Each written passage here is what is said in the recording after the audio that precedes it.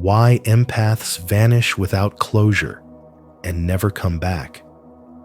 Not all storms come to disrupt your life. Some come to clear your path. These words by Paulo Coelho capture the silent truth behind the empath's journey. Have you ever wondered why certain souls who feel everything so deeply disappear without a trace and never return? In today's video, why empaths leave without warning and never return, Carl Jung, original on spiritual wisdom, will explore the unseen layers of emotional energy, boundaries, and self-preservation that drive this mysterious behavior. As you listen, reflect on your own relationships. Have you ever walked away to protect your peace or been left wondering why someone did?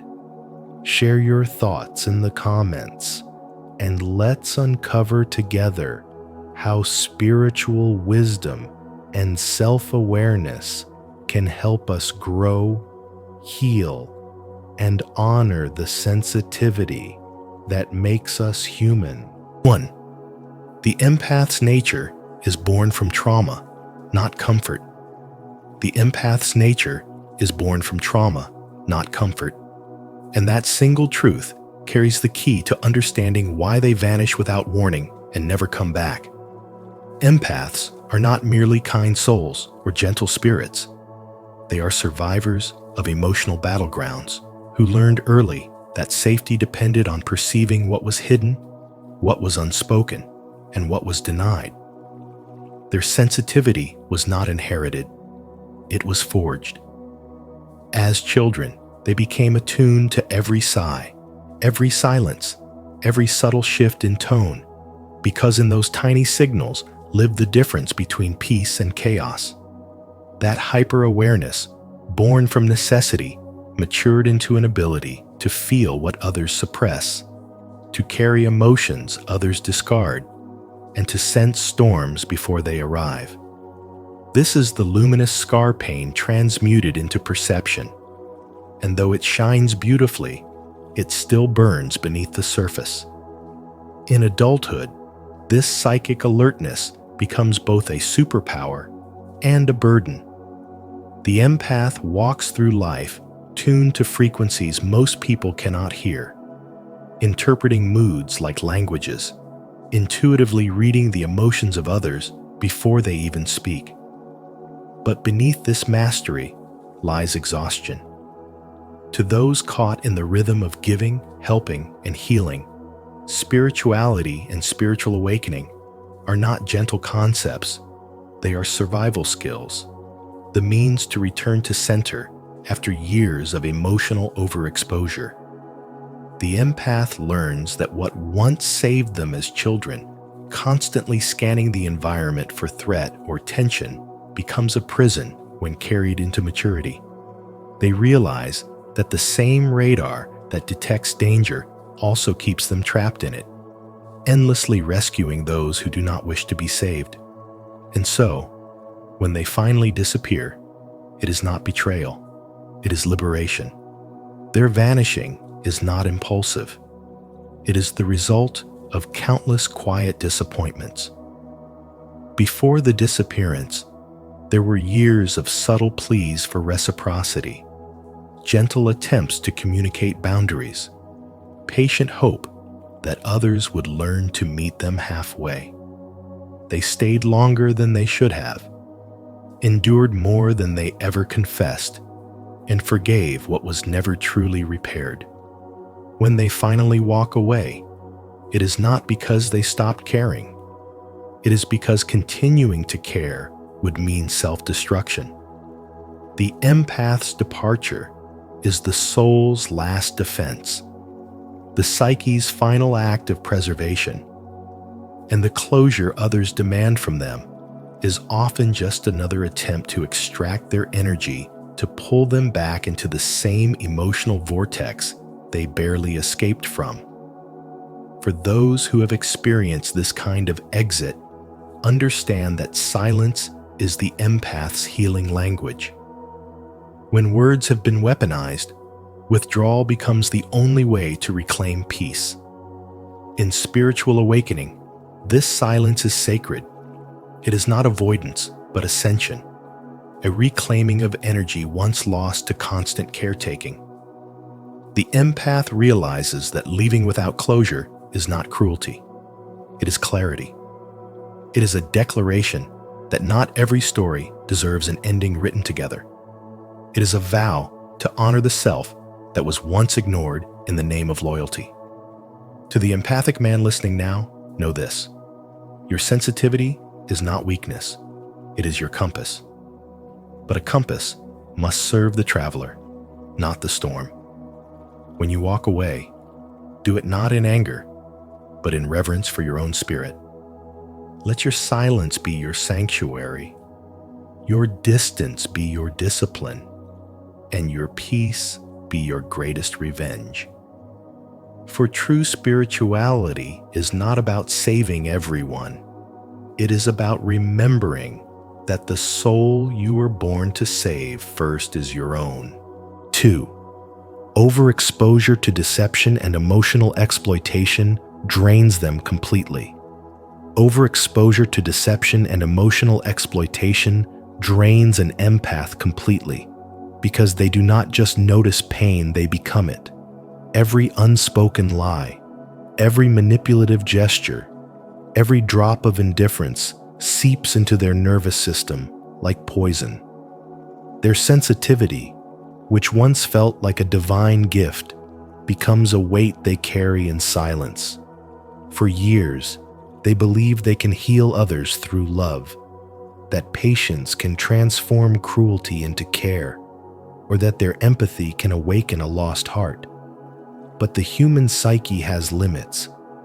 Even the most spiritual souls eventually reach a breaking point when compassion turns into self-destruction.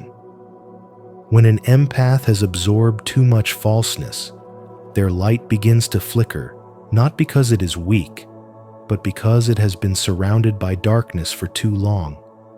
What begins as quiet endurance becomes exhaustion of the soul.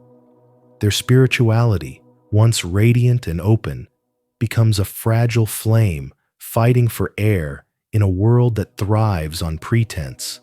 And so they leave not out of bitterness, but because their spirit refuses to drown in dishonesty any longer. Carl Jung once wrote, "Until you make the unconscious conscious, it will direct your life, and you will call it fate." This is precisely the revelation that wakes an empath. They start to see that the people they tried to save are often prisoners of their own unhealed wounds. The empath becomes the mirror, reflecting those hidden wounds, and in that reflection, others feel exposed, ashamed, or threatened. Some lash out, others manipulate, but all resist change. The empath realizes that love cannot save those who refuse to face themselves. Their departure is not abandonment, it is transformation. It is the moment when self-sacrifice becomes self-awareness, when compassion grows into clarity.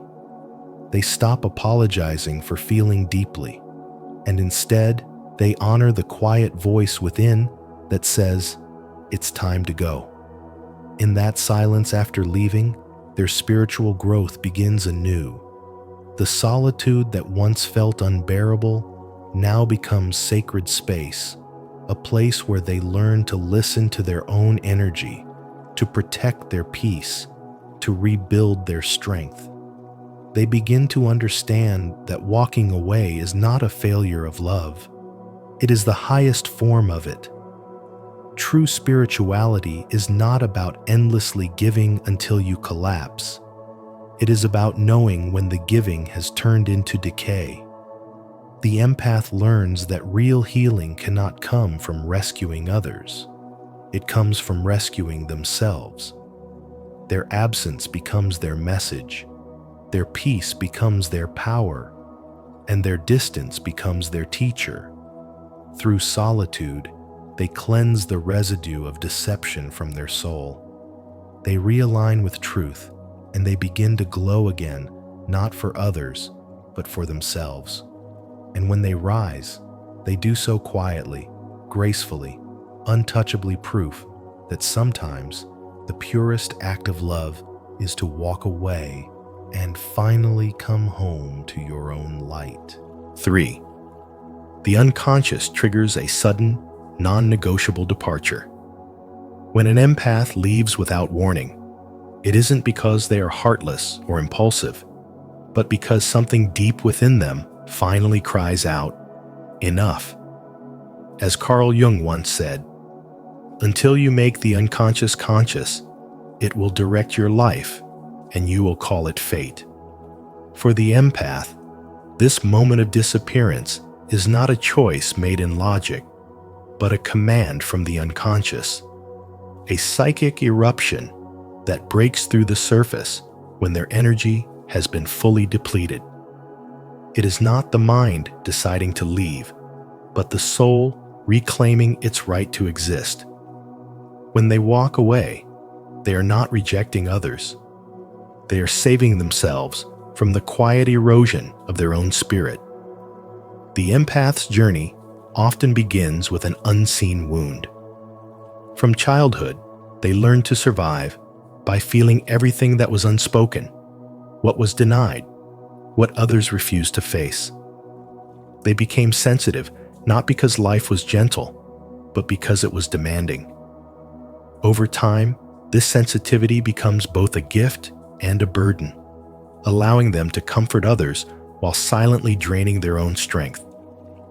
They absorb tension, pain, and darkness until the body, mind, and spirit reach their breaking point. And when that breaking point arrives, the unconscious intervenes like an ancient guardian saying, "This is the end." They leave silently because words cannot describe the exhaustion that comes from carrying the emotional weight of everyone around them. Their sudden disappearance is a spiritual act of survival. Imagine a candle burning in a storm. It flickers, fights, and finally retreats into darkness to preserve its flame. That's what happens within the empath. Jung believed the psyche contains a self-regulating wisdom that restores balance when the ego refuses to listen. The empath's withdrawal is that wisdom in action, an automatic movement toward healing. It is not a betrayal of love, but a return to inner truth. Their absence is the soul's protest against self-sacrifice, the moment when compassion must turn inward. Once an empath steps away, they rarely come back. The silence that follows is sacred. It is where they rediscover themselves, free from the noise of expectations and emotional debts. In that stillness, they see clearly how much of their life was spent soothing others at the cost of their own peace. They begin to understand that love without boundaries becomes self-destruction, and that real healing begins when they stop trying to fix what was never theirs to heal. As spiritual wisdom teaches, once a soul awakens to its worth, it cannot return to what once drained it. If you have ever watched an empath walk away without a word, know this: they did not vanish because they stopped caring. They vanished because they finally began to care for themselves. Their silence is not cruelty, it is clarity. It is the voice of the deeper self, reclaiming power, peace, and purpose. And in that moment, the empath is no longer a vessel of others' pain, but a living embodiment of Carl Jung's timeless truth. The unconscious will protect what the conscious mind refuses to honor. 4. Their disappearance symbolizes death and rebirth. Their disappearance is not a rejection, but a transformation. Not an ending, but a sacred passage into a higher state of being. When an empath vanishes without closure, it is the soul's way of breaking free from the weight of constant sacrifice. Like Persephone descending into the underworld, they are pulled into the depths to be reborn, never to return as the same person they once were. Carl Jung once said, "There is no coming to consciousness without pain." And for the empath, this pain becomes the fire that purifies. Their leaving is not a punishment. It is a liberation from the role that demanded their endless giving. For years, they carried the emotions of others like invisible stones tied to their heart, mistaking empathy for obligation, compassion for self-erasure. But every soul has a threshold, and when theirs is reached, the empath's spirit whispers a single command to disappear. In that vanishing lies their initiation into the deeper layers of spirituality and spiritual awakening. The empath's silence becomes the soil of rebirth. They retreat not to escape others, but to rediscover themselves outside the noise of everyone else's needs. They shed the identity built on pleasing, healing, and enduring pain, stepping instead into the archetype of the wanderer, the reborn soul who chooses peace over approval and solitude over suffocation. This transformation is not visible to the eye. It happens in the inner sanctum, where the soul repairs what the world has broken. Their absence is the cocoon before the wings, the void before creation. They no longer seek love through suffering, but through alignment with truth. No longer give from depletion, but from overflow. Just as Persephone emerged from darkness, carrying the wisdom of both life and death, the empath who returns is not the same as the one who left. They no longer move from guilt, but from grace. No longer crave to be needed, but to be free. Their silence becomes a statement of power, a declaration that not every connection deserves access to their energy. They have learned that empathy without boundaries is self-betrayal, and compassion without discernment is a slow form of death. So, they walk away not out of coldness, but out of clarity, reclaiming their emotional sovereignty and restoring balance to their own energy field. What once drained them now strengthens them. What once defined them now dissolves. When they leave without closure, it is not because they lack love. It is because they finally understand love's sacred law, that you cannot heal others by abandoning yourself. The empath's departure is the death of an old self and the awakening of a truer one. They move forward as spiritual warriors cloaked in stillness, carrying the wisdom that their light is not meant to be dimmed for the comfort of others. And though they may never return, their essence remains a reminder that in the mystery of disappearance lies the miracle of rebirth. If this message spoke to your soul, take a moment to reflect on what part of you is ready for death and rebirth. Share your thoughts in the comments and type "I rise renewed" if you're ready to let go of what no longer serves your spirit. Remember, in every ending, there is a beginning, and in every disappearance, the soul prepares for its return to light. 5. The silence they leave behind is the mirror for others. The silence left by an empath is never empty. It is an unspoken revelation that forces everyone it touches to face themselves. When an empath disappears without a word, their absence does not merely end a connection, it exposes it. The quiet they leave behind becomes a mirror so clear that those who once leaned on their light can no longer hide from their own shadows. In that stillness, dependency surfaces, projections unravel, and emotional hunger stands naked in the light of truth.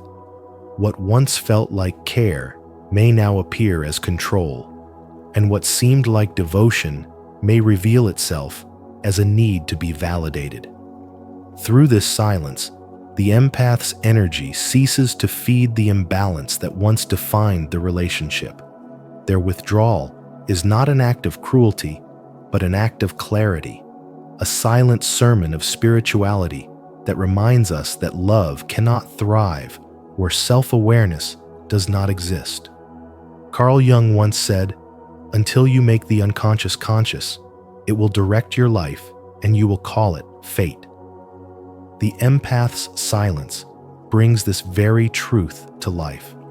It compels the other person to confront their own inner chaos, to see where they've mistaken emotional possession for connection, where they've confused comfort with love, and where they've avoided their own loneliness through another's empathy. This painful confrontation is not punishment, it is purification. It is the beginning of spiritual growth, where one must learn to sit with the discomfort of being unmirrored and unrescued. The empath's silence becomes a teacher, guiding others to self-inquiry, to inner balance, to the realization that healing is not about finding someone to fill the void, but learning to nurture one's own soul. Their absence breaks the parasitic patterns of emotional dependence and invites transformation through solitude. When the empath steps back, they reclaim their life force, the very energy that once held space for others' healing. In doing so, they remind us that true compassion must be rooted in boundaries and that spiritual growth demands both presence and distance. The lesson is clear. Every silence holds a message. Every withdrawal carries wisdom. To those who remain, the empath's departure is not the end of a bond, but the beginning of self-discovery. It asks one question that echoes through the heart. Can you love yourself enough to stop seeking salvation in another? Through that question, the empath's silence becomes not emptiness, but sacred sound, calling every soul back home to itself. 6. The empath's exile leads to individuation and wholeness. The empath's exile is not an escape, but a sacred metamorphosis, a necessary descent into the depths of their own being. When they withdraw, they are not rejecting others. They are reclaiming themselves from the noise, the expectations, and the emotional burdens they have silently carried for too long.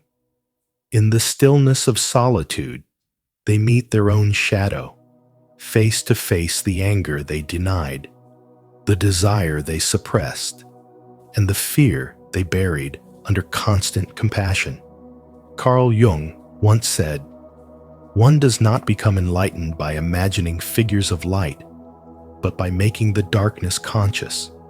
This confrontation is where their transformation begins, where the empath learns that light without shadow is an illusion, and that true healing demands intimacy with the parts of themselves they once feared. As they sit in silence, the empath begins to understand that their gift of sensitivity was forged through pain. They were not born with effortless empathy. It was a survival mechanism shaped by years of reading rooms, anticipating moods, and absorbing unspoken pain.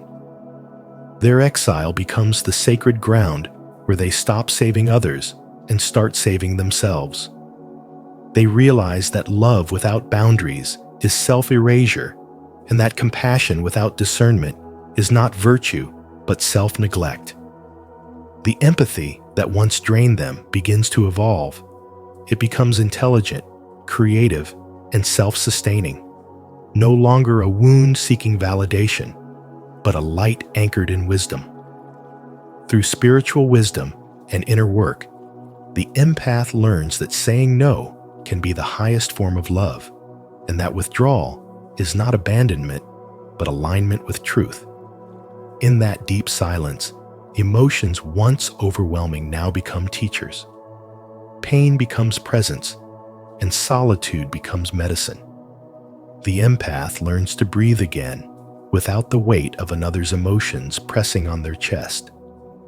They begin to sense that solitude is not punishment, it is purification. Each moment alone refines their energy, returning them to the wholeness that existed before the world taught them to fracture themselves for love. Until you make the unconscious conscious, Carl Jung warned, it will direct your life and you will call it fate.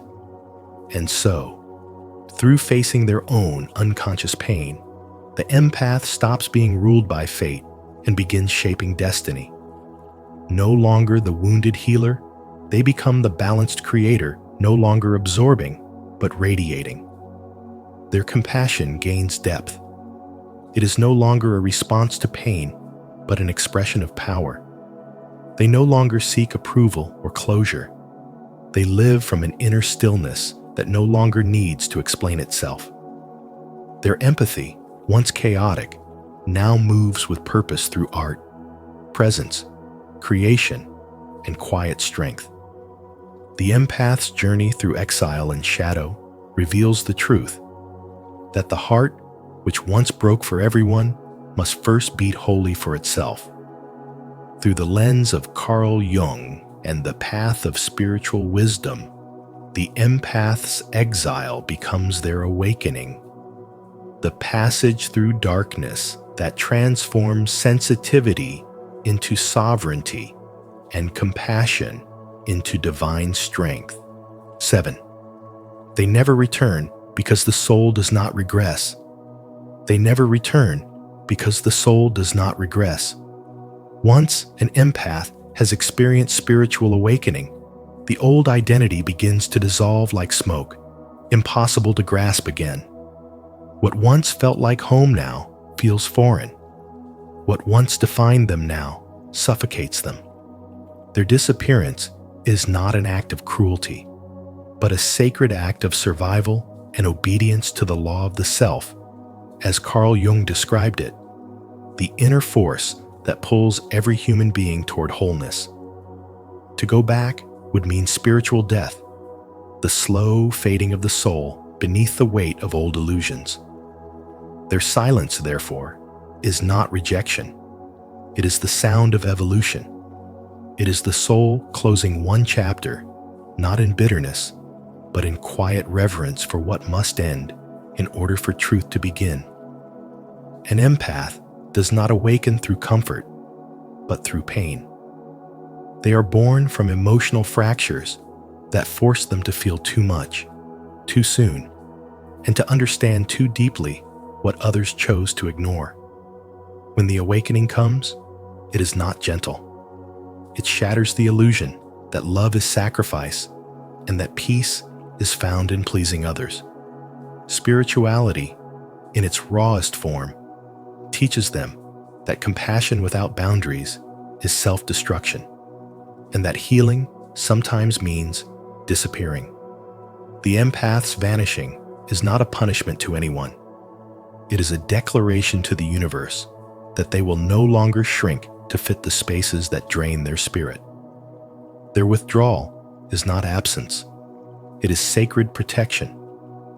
The silence that follows their departure is holy ground. It is the silence of a soul rebuilding itself, of energy returning to its rightful source. Within that silence, the empath learns to breathe again, not for others, but for themselves. They realize that to stay in what destroys them would mean betraying the divine intelligence guiding their rebirth. Jung once wrote, "There is no coming to consciousness without pain," and this truth defines the empath's path. The pain of leaving becomes the bridge to freedom. The ache of separation becomes the doorway to power. Through solitude, they remember who they are beneath all the noise beings of light, not anchors for other people's darkness. Once that awareness blooms, regression is no longer possible. The empath cannot return to the old cycle because the vibration no longer matches. What once felt like love now feels like bondage. What once felt like duty now feels like death. Spiritual awakening demands forward motion, and the soul cannot unlearn what it has remembered. Their silence is a prayer in motion, a sacred boundary between who they were and who they are becoming. To those left behind, it may look like abandonment, but to the awakened empath, it is the final act of love for themselves, for truth, for the divine unfolding that waits beyond the pain. When you begin to understand why empaths leave, you also begin to understand what real self-love looks like. Peace chosen over chaos, truth chosen over illusion. As Carl Jung said, the privilege of a lifetime is to become who you truly are. Let this be your reminder to honor your sensitivity as strength, not weakness. Protect your energy, nurture your boundaries, and let your light serve those ready to grow beside you. What lesson did this video awaken in you today? Share your thoughts in the comments. And if this message touched your soul, like, subscribe, and continue your journey of spiritual wisdom with us. This rare aura scares people. Only true empaths carry it. As Carl Jung once said, your vision will become clear only when you can look into your own heart. Today, we explore a rare aura that not only sets true empaths apart, but also unsettles those who cannot understand its power. This energy is not a weakness, it is a sacred strength, a reminder of your spiritual awakening and inner truth. I invite you to carry these insights into your daily life, to see how embracing your authentic aura can lead to personal growth, resilience, and happiness. Do you recognize this rare energy within yourself? Share your thoughts in the comments below. I'd love to hear your story. And if this message resonates with you, let's continue walking this path together here on Spiritual Wisdom. 1. Your sensitivity is an adaptive survival mechanism. Your sensitivity didn't come from nowhere. It was built cell by cell, emotion by emotion, inside the chaos of emotionally unsafe environments, where reading the room wasn't a luxury, but a lifeline. You didn't just develop empathy, you developed survival-level emotional intelligence. As a child, you became hyper-attuned to micro-expressions, to the pauses between words, to the energy that shifted when someone walked in. While others played in innocence, you were busy scanning for threats, decoding silences, and managing the emotional temperature of everyone around you. That wasn't childhood intuition, it was adaptive genius. Carl Jung described this evolution of the empath as the transformation of pain into perception, suffering into spiritual wisdom, and defense into insight. What emerged from that environment wasn't just a person who feels deeply.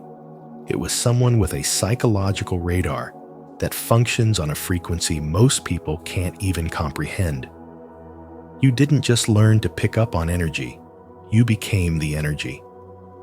Your presence doesn't just observe a space, it transforms it. You carry a rare aura, one that's been encoded with the invisible language of feeling, one that speaks louder than words ever could. And that's exactly why people don't know how to respond to you. You're not loud, but you're unmistakably present. You're not trying to expose anyone, but your existence naturally reveals what others try to hide. Your energy is a mirror, and when people aren't ready to face themselves, they flinch at their own reflection. Jung referred to this archetype as the wounded healer. Not because you're broken, but because you've been cracked open and refused to harden. Your pain didn't make you bitter. It made you transparent. That transparency is magnetic, but also threatening to the facades people wear like armor. You don't just walk into a room, you shift its entire frequency. And those who have not yet healed will either cling to your light or recoil from it. They'll misinterpret your stillness as judgment, your insight as confrontation, your empathy as weakness. But what they're really reacting to is the quiet intelligence your aura emits, the kind that doesn't need words to reveal truth. You don't need to explain why crowds exhaust you, why noise feels like violence, or why certain people feel like emotional static. Your nervous system has been working overtime for decades, attuned to frequencies most never learned to detect. You are not fragile, you are finely tuned. And that tuning is the result of surviving what others could not even name. Your sensitivity is not a flaw. It's a superhuman capacity disguised as softness. It is the reason you can feel the storm before it breaks, the lie beneath the smile, the sadness behind someone's strength. It's not overthinking, it's overfeeling. And while it costs you peace in a world that numbs, it gives you sight in a world that's blind. This is the weight and wonder of carrying a rare aura. You are not here to be liked by everyone. You are here to activate, awaken, and illuminate. People will misunderstand you, fear you, project onto you, but none of that is your burden to carry. Your only responsibility is to honor the intelligence of your own spiritual evolution, to trust the accuracy of your nervous system, and to stop apologizing for a gift that took everything in you to develop. You are not too much. You are exact. And those who are meant to walk with you will never ask you to be less. Leave a like and subscribe to Spiritual Wisdom. And don't forget to turn on the notification bell so you won't miss content that helps you understand your rare empathic gift. Type in the comments, "I deserve to live a financially prosperous life," and embrace the power of your sensitivity as a strength, not a weakness. 2. The empathic aura as a wounded healer frequency. Carl Jung's insight into the empathic soul revealed that what many perceive as emotional fragility is in fact a rare spiritual frequency, the wounded healer aura.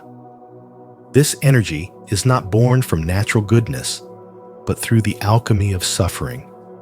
True empaths have survived the fire and transformed their pain into sensitivity, awareness, and a quiet power that radiates from their presence alone.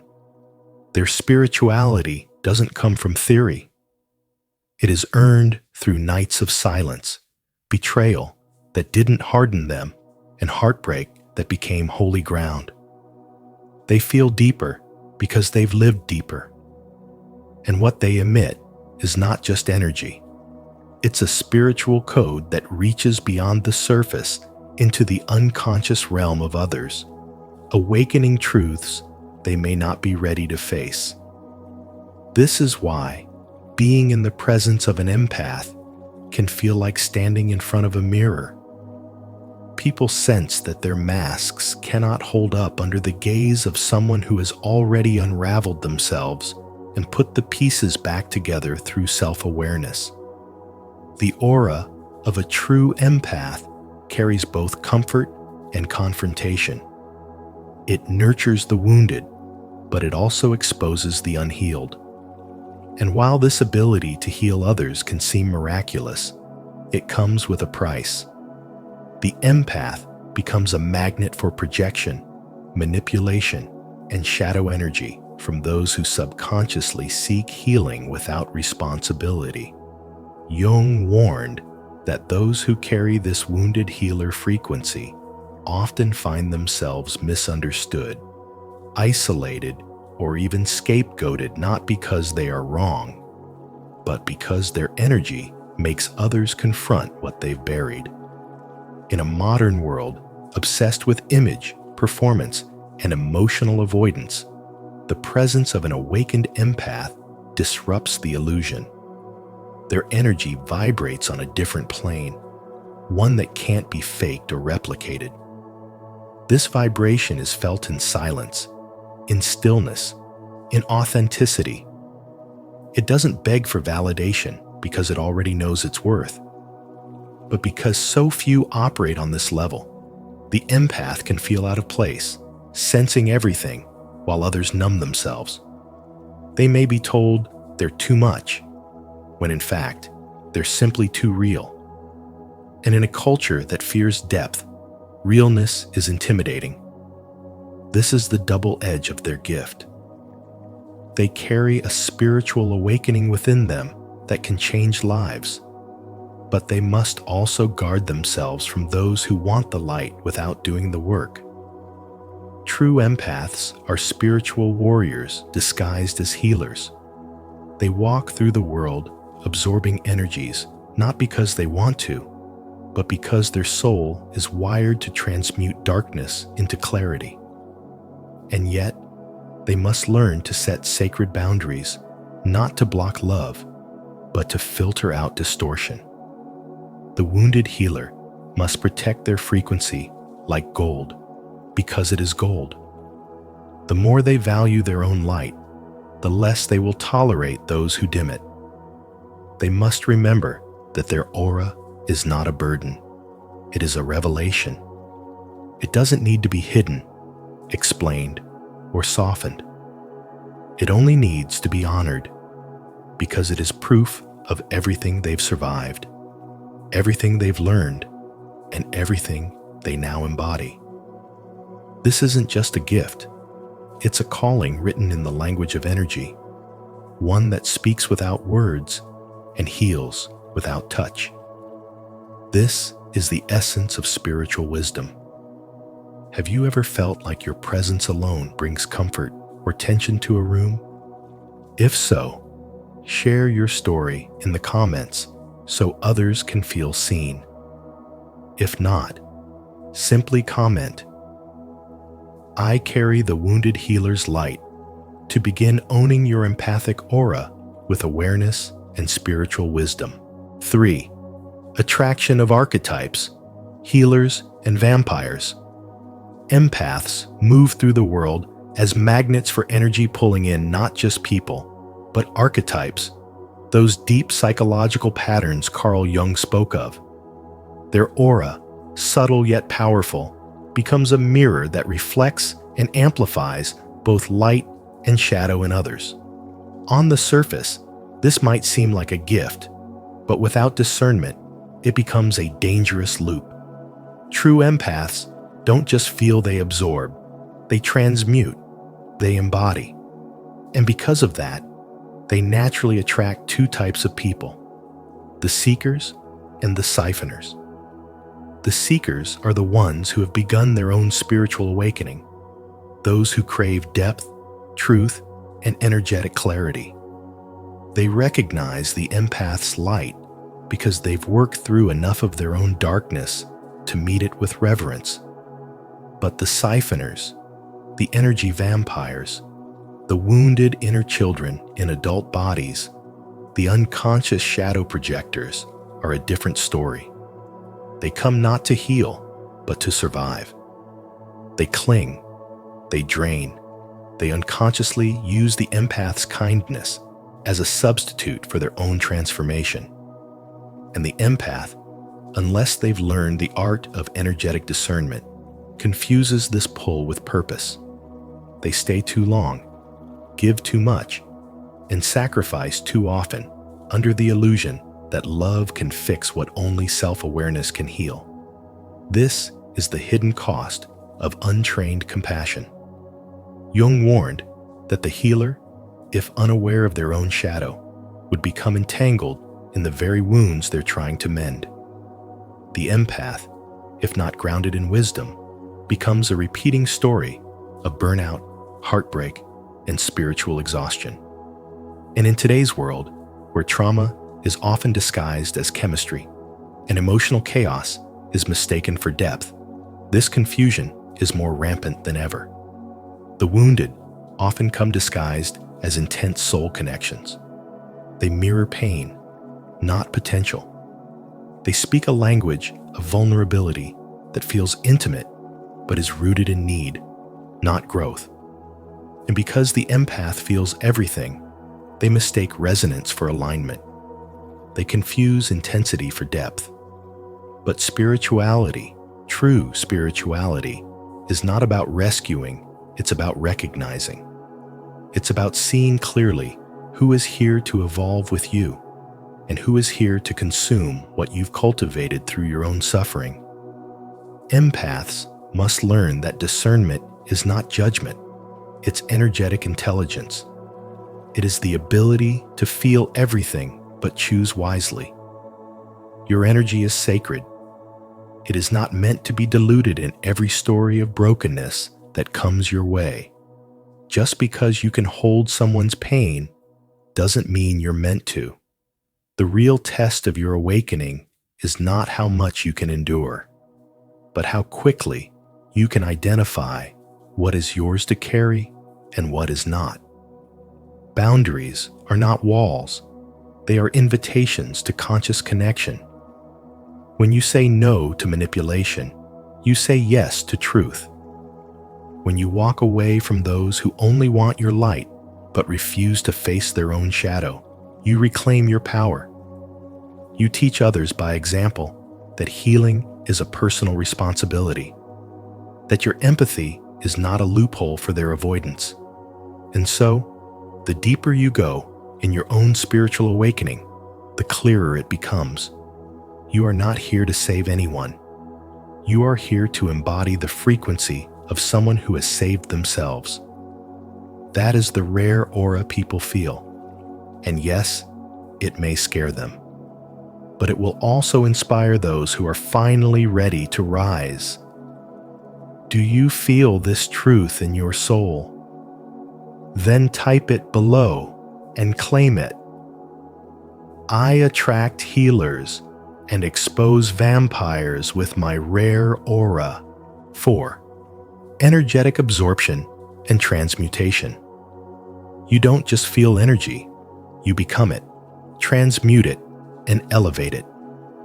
That's what Carl Jung meant when he spoke of the transcendent function. As a true empath, you don't merely walk into a room, you shift the frequency of it. Your aura scans emotional patterns without your permission. You feel what others are afraid to feel.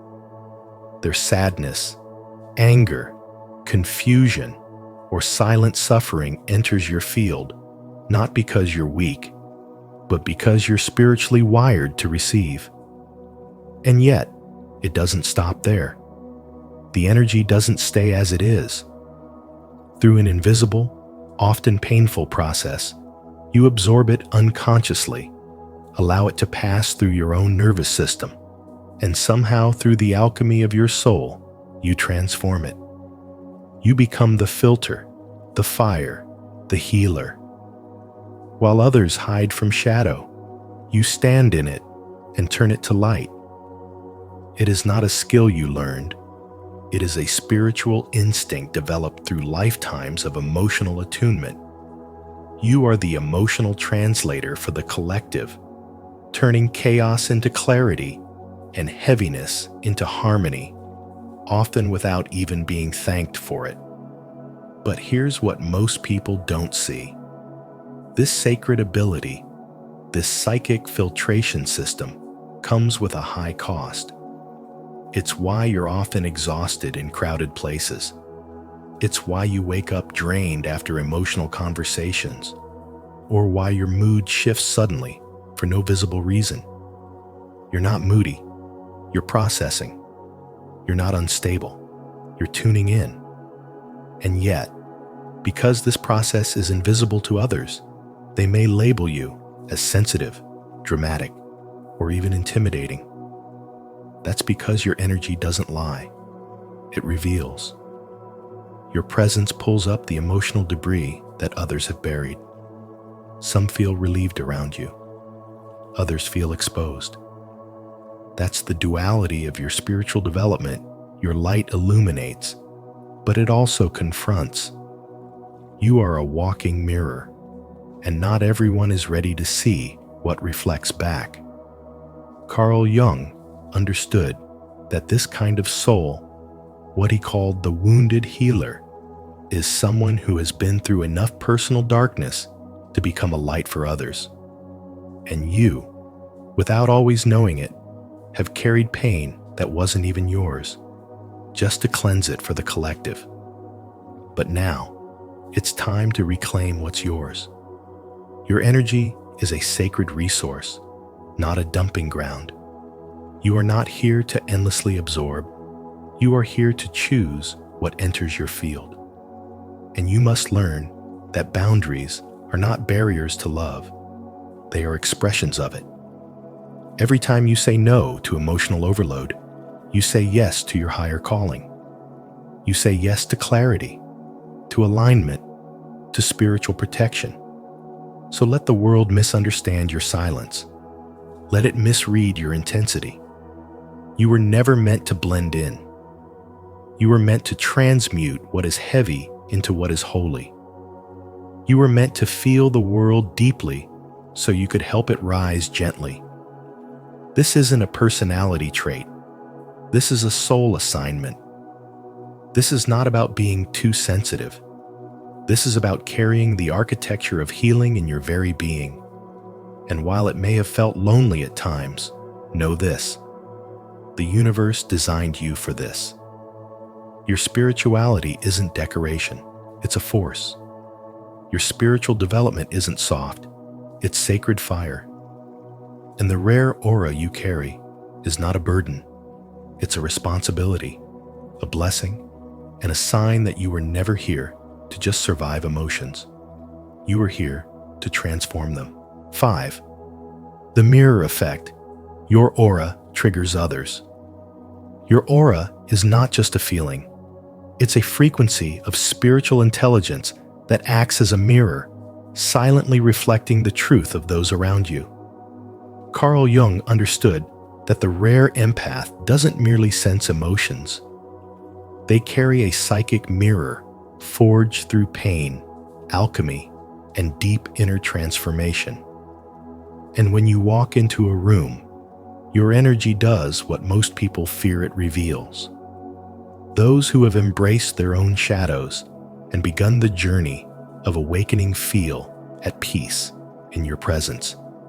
Your silence calms them. Your stillness inspires them.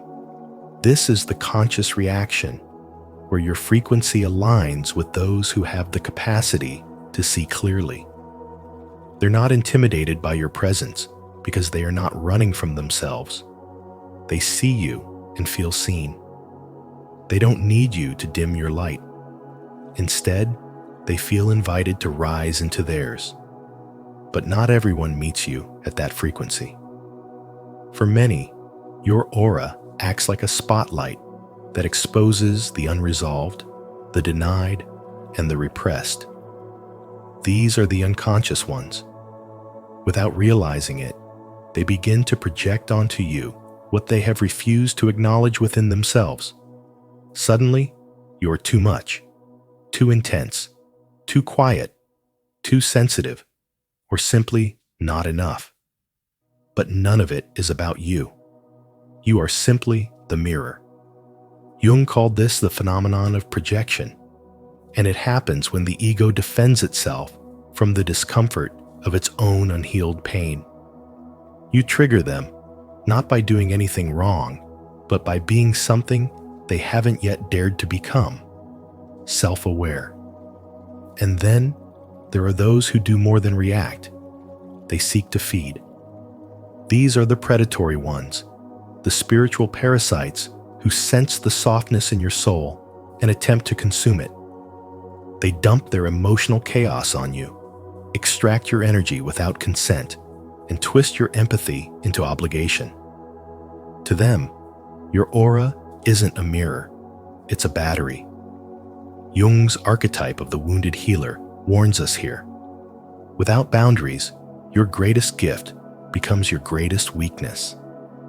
If you are not vigilant, you begin to absorb what was never yours, heal what was never asked to be healed, and carry weight that was never meant for your shoulders. True spiritual wisdom requires you to wield your aura not just as a light, but as a sword, one that cuts through manipulation with discernment and clarity. You were not meant to be drained. You were meant to be sacred. So you must observe how people respond to you. Who softens in your presence? Who resists your truth? Who only comes around when they're hungry for your light? These responses are not random. They are revelations. They show you the level of consciousness someone carries. They show you what your presence activates in their soul. Your aura is a living intelligence. It doesn't ask for attention. It commands truth. And in a world that hides behind masks, that is terrifying to those not ready to see. But that's not your burden. That's their mirror. If your energy has ever made someone uncomfortable without you saying a word, this message is for you. Like the video, subscribe to Spiritual Wisdom, and comment below, "My aura reflects truth." Let's affirm this powerful presence together. 6. Tapping into the collective unconscious. You carry something rare, an energetic sensitivity so deep it allows you to feel the pulse of humanity itself. This isn't just intuition. It's a direct link to what Carl Jung called the collective unconscious, a reservoir of ancestral memory, global pain, and shared spiritual archetypes. You don't simply walk through life observing the world. You absorb it. The wars you've never seen, the heartbreaks you've never lived, the disasters you only hear about on the news, all of it vibrates through your nervous system like a silent alarm. That's why some days you feel a heaviness that doesn't belong to your story. You are an emotional antenna, tuned into the frequencies most people spend their whole lives avoiding. You are the world's early warning system, sensing shifts in energy before they erupt on the surface. And while this makes you uniquely gifted, it also leaves you vulnerable to energetic overload if you haven't yet learned to separate your own essence from the emotional static of others. This rare aura you carry isn't just light, it's forged in the fire of deep feeling, carved by suffering, and polished by compassion. That's why Jung called it the wounded healer. It's not born from innocence, but from alchemy, the spiritual transformation of pain into wisdom. You carry within you the imprint of everything you've survived, and that imprint becomes a healing presence for others. Your very energy speaks before you say a word. Some are calmed by your presence, not because you're doing anything, but because your aura transmits safety, depth, and truth. Yet this same energy can unnerve people who aren't ready to confront their own shadows. They don't understand why they feel exposed around you. They just know they can't hide. That's the paradox of your spiritual wisdom. You are both sanctuary and mirror. You hold space and you reveal. But without strong spiritual boundaries, this gift can turn into exhaustion. When you absorb the emotional residue of the collective fear, grief, and unrest, it begins to weigh you down. You might start to question your own stability, not realizing that what you're feeling doesn't belong to you. That's why emotional discernment isn't just important, it's essential for your survival and spiritual development. Grounding, solitude, breath work, and energetic cleansing aren't luxuries for someone like you. They are lifelines. You're not here to save everyone. You're here to stay sovereign while serving. You're not here to carry the pain of the world. You're here to help transmute it through your presence, not your sacrifice. Spirituality for you isn't an escape. It's a discipline, a sacred daily act of returning to yourself before you return to the world. It means knowing when to say yes, when to walk away, and when to let the silence speak for you. Your presence is powerful because you feel what others repress. You see what others deny. And that's exactly why you must protect your frequency like a rare jewel. Not everyone is meant to have access. Not everyone is meant to understand. But the ones who do, they will feel seen in ways they never knew they needed. And in that reflection, you will remember your purpose. 7.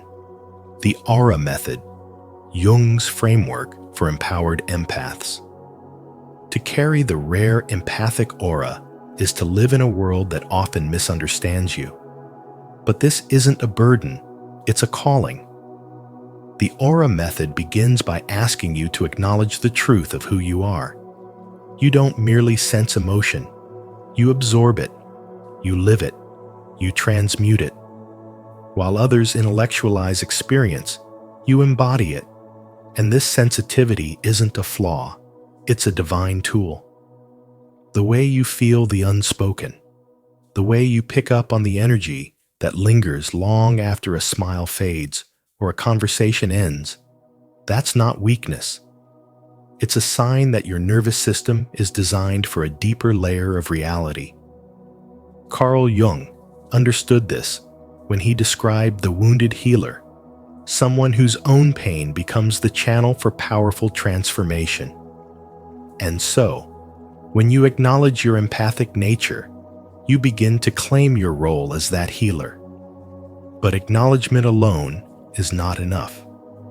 You must also understand what shaped you. Most empaths did not become this way by chance. You were forged in emotional fire often in childhood, through roles you were never meant to play. Maybe you became the caretaker in a home full of chaos. Maybe your needs were silenced so you could tend to others. Jung would say, this unconscious programming forms the archetypal roots of your identity.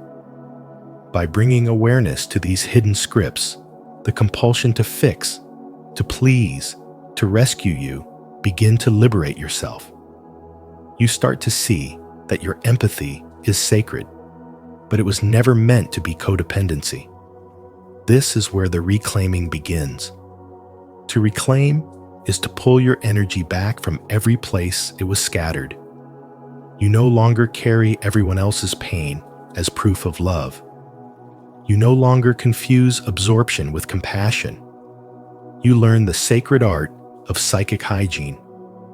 Just as you would wash your hands after being in a crowded room, you learn to cleanse your energy through breath work, grounding, intentional solitude, even rituals like cutting energetic cords or shielding your aura with visualization. This is not spiritual fluff. It is survival for the empathic soul. Because without boundaries, your gift becomes a wound. But with boundaries, it becomes a force of healing. And finally, you activate. You activate conscious empathy, not by reacting to every emotional wave around you, but by choosing where and how to engage. You no longer give just because someone expects it. You give because your soul chooses it. This is the moment you shift from being controlled by energy to becoming the master of it. Empathy becomes your strength, not your trap. You begin to feel deeply without drowning, to care without collapsing, to love without losing yourself. This is the essence of spiritual awakening, not detachment, but discernment, not withdrawal, but wisdom. And in a world addicted to noise, your presence becomes sacred silence. In a world hungry for connection, your authenticity becomes light. You are no longer just reacting to life. You are alchemizing it. You are no longer a mirror. You are the flame. If you're ready to embrace the aura method and step into your power as an empowered empath, don't forget to like this video, subscribe to Spiritual Wisdom, and share your reflections in the comments below. Let's walk this path of awakening together. 8. Sovereign healer versus wounded healer. Carl Jung once said, "Until you make the unconscious conscious, it will direct your life and you will call it fate." And this is the turning point for every true empath, the moment you stop healing from pain and start healing from power. You carry a frequency that once radiated the wounded healer's energy, someone who helped others not from fullness, but from a desperate need to make sense of their own wounds. But that old version of you no longer defines who you are becoming. The transformation happens the moment you do your shadow work, the inner excavation of repressed rage, heartbreak, and unmet emotional needs, and what emerges is a sovereign empath, someone who no longer bleeds to prove their worth, but stands whole in the power of spiritual intelligence. You no longer attract broken souls who drain your light because your energy no longer vibrates with chaos. Instead, you draw in those who have done the work, souls who don't want to be rescued, but rather seen, respected, and walked beside in truth. This rare aura you now embody is not born from natural goodness. It is forged through alchemy, through a brutal refinement of self where you integrated what others ran from. Your energy becomes still, but not silent, calm, but not passive. You carry presence, what Carl Jung might call a psychologically individuated identity. That presence disrupts manipulation because it no longer seeks approval. It unnerves those who hide behind emotional performance because your sovereignty holds up a mirror to what they refuse to feel. You are no longer explaining yourself to people who aren't listening, and you are no longer offering medicine to those who are addicted to their wounds. This kind of emotional mastery is not loud. It is grounded. It is felt in the pauses, in your boundaries, in the sacred distance you keep between your energy and chaos. As you step deeper into this version of yourself, you begin to understand why your old relationships fell apart, why certain people ghosted you, betrayed you, or recoiled from your truth. They were not rejecting you. They were retreating from the reflection you gave them. Your energy, now anchored in spiritual wisdom, is not for everyone. And that's not your failure, it's your filter. You're not here to be understood by the masses. You're here to be remembered by the few who are meant to walk beside you in mutual clarity. You've stopped absorbing the pain of others as your own and started discerning where your responsibility ends and theirs begins. This is the true meaning of spiritual boundaries, not walls to keep people out, but a sacred container to protect your light. You are no longer a healer who heals from hurt. You are a sovereign presence who transmits clarity just by being. And this is why people are drawn to you and scared of you at the same time. Because your stillness threatens their survival patterns. Your wholeness dissolves their illusions. And your intelligence, both emotional and spiritual, is not something that can be manipulated, coerced, or contained. You've become a living frequency shift, and some will rise with you, while others will fall away. Let them.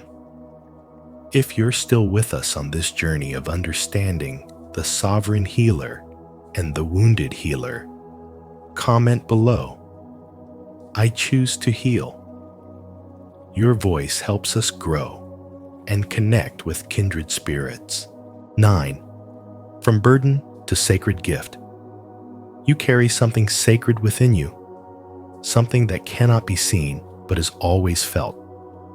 It's not fragility or brokenness. It's the silent strength of someone who has turned pain into purpose.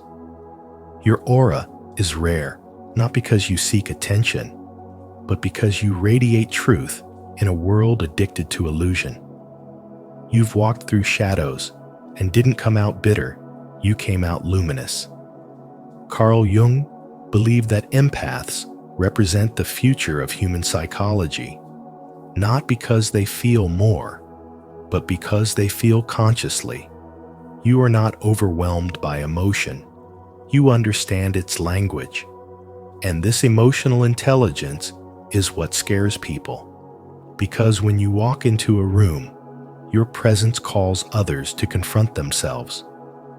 You don't say much, but your energy reveals everything. You are the mirror they didn't ask for, but desperately need. People project their discomfort onto you because your aura reminds them of the healing they haven't yet done. That's not your burden, it's your power. Jung called it the wounded healer, a soul who has been broken open and used that fracture as a doorway to deeper wisdom. This is the path of the true empath. You are a living bridge between the unconscious and the conscious, helping others navigate the parts of themselves they've long denied. Your spirituality doesn't come from books. It comes from lived experience. And through that journey, you've gained a presence that cannot be faked. Your aura doesn't just glow, it pierces. It cuts through masks and pretenses. And that's why it feels so intense to others. Because most people are not used to being seen. And you, dear empath, see with the eyes of the soul. You feel the lies beneath the smiles. You sense the pain behind the pride. And while that makes you powerful, it also makes you vulnerable. Not because you are weak, but because you are wide open. You've chosen the harder path, the one that leads through feeling, not avoiding. And that path has shaped your spiritual development into something unshakable. But make no mistake, your energy is not for everyone. Not everyone is meant to stand in your light. Some will shrink from it. Some will try to dim it. Some will misunderstand it entirely. That is not a sign for you to close. It's a sign for you to choose more wisely. Your aura is sacred. Your empathy is earned. And your wisdom has been paid for in pain. Use it with discernment. Your presence heals, but not everyone deserves to drink from your well. True spirituality is not about saving everyone. It's about standing in truth and letting your very being invite others to rise. Those who are meant for you will recognize the power in your silence, the depth in your kindness, and the rare light that surrounds you. And in a world that constantly tries to numb, distract, and distort, you remain a living example of what it means to feel deeply and live consciously. That is your gift. That is your legacy. To honor the transformation of your rare aura from burden to sacred gift, declare it with courage. Comment below, "I embrace my sacred gift," and let your light inspire others to see the power in their own journey. And so, as Carl Jung warned, carrying a rare aura is not a burden, but a powerful sign that you are living in deeper truth. Others may not always understand it, and some may even fear it, but it is this very energy that marks you as an empath with a sacred role in this world. If this message resonates with you, remember you are not alone in your journey. Before you go, don't forget to like this video, share it with someone who needs this wisdom, and subscribe to Spiritual Wisdom. Make sure to turn on notifications so you never miss our upcoming videos, where we continue to explore the mysteries of the soul and the guidance of Carl Jung.